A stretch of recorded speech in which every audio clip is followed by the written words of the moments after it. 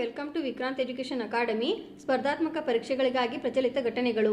22ನೇ ಜನವರಿ 2024ರಂದು ಅಯೋಧ್ಯೆಯಲ್ಲಿ ರಾಮ ಮಂದಿರವನ್ನು ಉದ್ಘಾಟಿಸಲಾಯಿತು.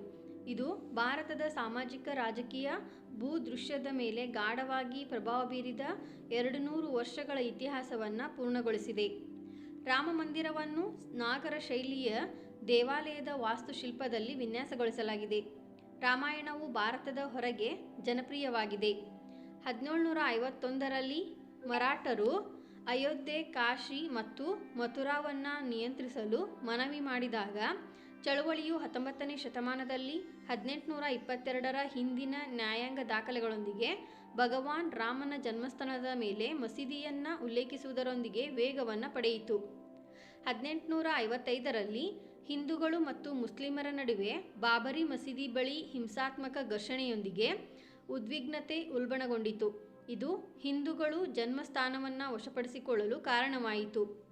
1949ರಲ್ಲಿ ರಾಮಲಲ್ಲಾನ ವಿಗ್ರಹವನ್ನು ಮಸೀದಿಯಲ್ಲಿ ಇರಿಸಲಾಯಿತು. ಇದು ಭವ್ಯವಾದ ದೇವಾಲಯದ ಬೇಡಿಕೆಯನ್ನು ಹುಟ್ಟುಹಾಕಿತು. 1980ರ ದಶಕದಲ್ಲಿ ವಿಶ್ವ ಹಿಂದೂ ಪರಿಷತ್ ರಾಮ ಜನ್ಮಭೂಮಿ, ಕೃಷ್ಣ ಜನ್ಮಭೂಮಿ ಮತ್ತು ವಿಶ್ವನಾಥ ದೇಗುಲದ ವಿಮೋಚನೆಗಾಗಿ ಚಳುವಳಿಯನ್ನು ಪ್ರಾರಂಭಿಸಿತು. ಕಾನೂನು ಹೋರಾಟಗಳು ನಡೆದವು ಮತ್ತು 1986ರಲ್ಲಿ ಬಾಬರಿ ಮಸೀದಿಯ ಬೀಗಗಳನ್ನು ತೆರೆಯಲಾಯಿತು. ಹಿಂದೂಗಳಿಗೆ ಪ್ರಾರ್ಥನೆ ಸಲ್ಲಿಸಲು ಅವಕಾಶ ನೀಡಲಾಯಿತು. ಮುಂದಿನ ವರ್ಷಗಳಲ್ಲಿ 1989ರಲ್ಲಿ ಅಡಿಪಾಯ ಹಾಕುವ ಸಮಾರಂಭ ಮತ್ತು 1990ರಲ್ಲಿ LK ಅಡ್ವಾಣಿ ನೇತೃತ್ವದ ರಥಯಾತ್ರೆಯು ವ್ಯಾಪಕವಾದ ಗಲಭೆಗಳಿಗೆ ಕಾರಣವಾದ ಮಹತ್ವದ ಘಟನೆಗಳಿಗೆ ಸಾಕ್ಷಿಯಾಯಿತು. ಡಿಸೆಂಬರ್ 6, 1992ರಂದು ಜನಸಮೂಹವು ಬಾಬರಿ ಮಸೀದಿಯನ್ನು ಧ್ವಂಸಗೊಳಿಸಿತು. ಇದು ರಾಜಕೀಯ ಪರಿಣಾಮಗಳು ಮತ್ತು ಕಾನೂನು ಪ್ರಕ್ರಿಯೆಗಳಿಗೆ ಕಾರಣವಾಯಿತು. 2009ರಲ್ಲಿ ಲಿಬಹಾರ್ ಆಯೋಗವು 1992ರಲ್ಲಿ ಘಟನೆಗಳ ಪೂರ್ವಯೋಜಿತ ಸ್ವರೂಪವನ್ನು ಎತ್ತಿ ತೋರಿಸಿದೆ. 2010ರಲ್ಲಿ ಅಲಹಾಬಾದ್ ಹೈಕೋರ್ಟ್ನ ವಿಶೇಷ ಪೀಠವು ತನ್ನ ಅಯೋಧ್ಯೆಯ ಶೀರ್ಷಿಕೆ ಮೊಕದ್ದಮೆಯ ತೀರ್ಪಿನಲ್ಲಿ ಭೂಮಿಯನ್ನು 2:1 ಹಂಚಿತು. ಕಾನೂನು ಪ್ರಕ್ರಿಯೆಗಳು ಮುಂದುವರೆದವು ಮತ್ತು 2019ರಲ್ಲಿ ಸುಪ್ರೀಂ ಕೋರ್ಟ್ ಸಂಪೂರ್ಣ ವಿವಾದಿತ ಭೂಮಿಯನ್ನು ರಾಮ ಮಂದಿರಕ್ಕಾಗಿ ಹಿಂದೂ ಅರ್ಜಿದಾರರಿಗೆ ನೀಡಿತು ಮತ್ತು ಬೇರೆಡೆ ಮಸೀದಿಗಾಗಿ ಭೂಮಿಯನ್ನು ಹಂಚಿತು.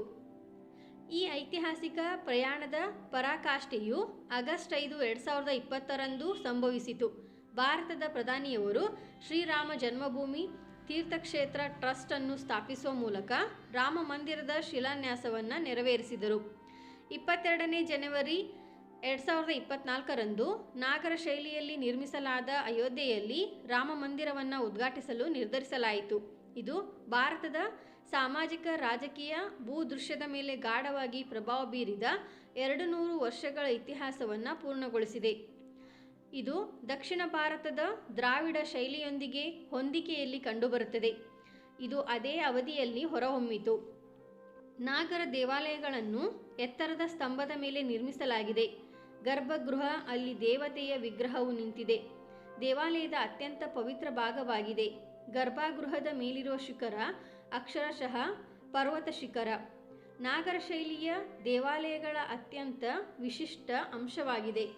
ಪ್ರತಿದಿನ ಪ್ರಚಲಿತ ಘಟನೆಗಳ ಮಾಹಿತಿಗಾಗಿ ಸಬ್ಸ್ಕ್ರೈಬ್ ಆಗಿ ಮತ್ತು ಶೇರ್ ಮಾಡಿ.